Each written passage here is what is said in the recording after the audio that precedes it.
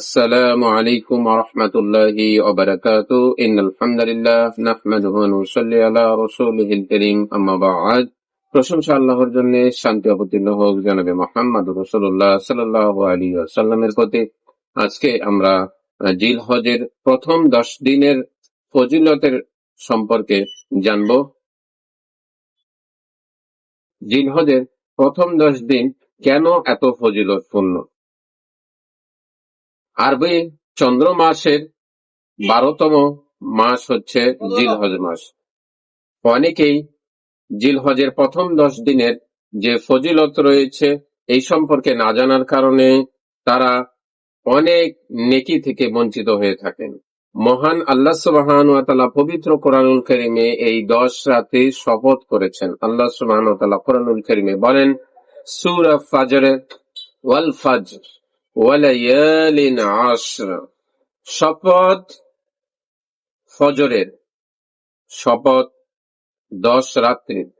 অনেক মুফাসসিরগণ এই আয়াতের ব্যাখ্যায় জিলহজের প্রথম 10 দিনকে উল্লেখ করেছেন। আন ইবনে আব্বাস রাদিয়াল্লাহু তাআলা আনহু আন্নাহু ক্বালা মাল আমালু ফি আইয়ামিল আশরি আফদালু মিনহা হাদিহি। নবী মুহাম্মদ সাল্লাল্লাহু আলাইহি ওয়াসাল্লাম বলেন, এই 10 দিনের ইবাদতের চেয়ে উত্তম কোনো আমল নেই।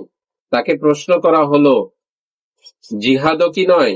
নবী সাল্লাল্লাহু আলাইহি ওয়াসাল্লাম বলেন, জিহাদও নয়। ওই ব্যক্তি ব্যতীত যে ব্যক্তি জান এবং মাল নিয়ে আল্লাহর রাস্তায় বের হয়ে যায় এবং সে আর ফিরে আসে না, সেই ব্যতীত। জিলহজের প্রথম 10 দিনের ইবাদত আল্লাহ সুবহানাহু ওয়া তাআলার কাছে কেন এত পছন্দনীয়?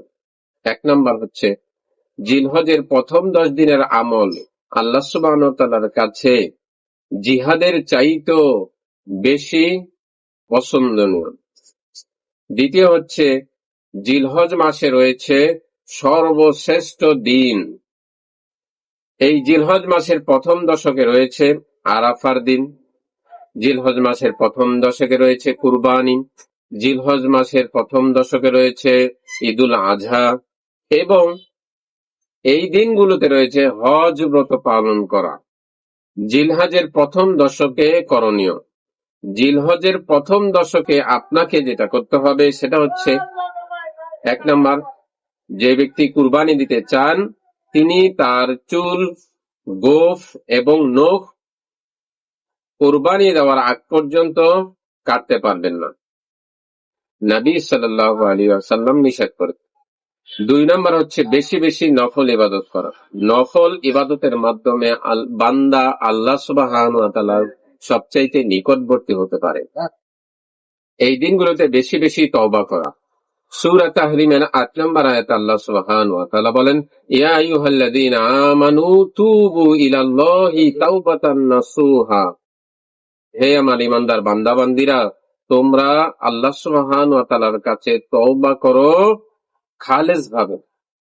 খালেস ভাবে আল্লাহ সুবহানাহু ওয়া তাআলার কাছে তওবা করতে হবে, কারণ আল্লাহ সুবহানাহু ওয়া তাআলার কাছে তওবা না করলে সে জালেম হয়ে পড়বে। আল্লাহ সুবহানাহু ওয়া তাআলা বলছেন, ওয়ামান লাম ইয়াতুবু ফাউলাইকা হুমুজ জালিমুন। যারা আল্লাহর কাছে তওবা করে না তারাই তো হচ্ছে জালিম। বেশি বেশি নফল সালাত আদায় করা। নবী সাল্লাল্লাহু আলাইহি ওয়াসাল্লামের কাছে সাহাবারা প্রশ্ন করেছিলেন, আল্লাহ সুবহানাহু ওয়া তাআলার কাছে পছন্দ। নবী মুহাম্মদ রাসূলুল্লাহ সাল্লাল্লাহু আলাইহি ওয়াসাল্লাম বলেছেন, আল্লাহ সুবহানাহু ওয়া তাআলার কাছে পছন্দনীয় হচ্ছে আল্লাহ সুবহানাহু ওয়া তাআলার নিকটে সিজদা করা। কারণ হচ্ছে, তুমি যখনই আল্লাহ সুবহানাহু ওয়া তাআলার কাছে একটি সিজদা করবে তখন আল্লাহ সুবহানাহু ওয়া তাআলা তোমার একটি মর্যাদা বৃদ্ধি করবেন এবং আল্লাহ সুবহানাহু ওয়া তাআলা তোমার একটি গুনাহ ক্ষমা করে দেবেন। সুবহানাল্লাহ। এজন্য আল্লাহ সুবহানাহু ওয়া তাআলার কাছে বেশি বেশি সিজদা আমাদেরকে দিতে হবে।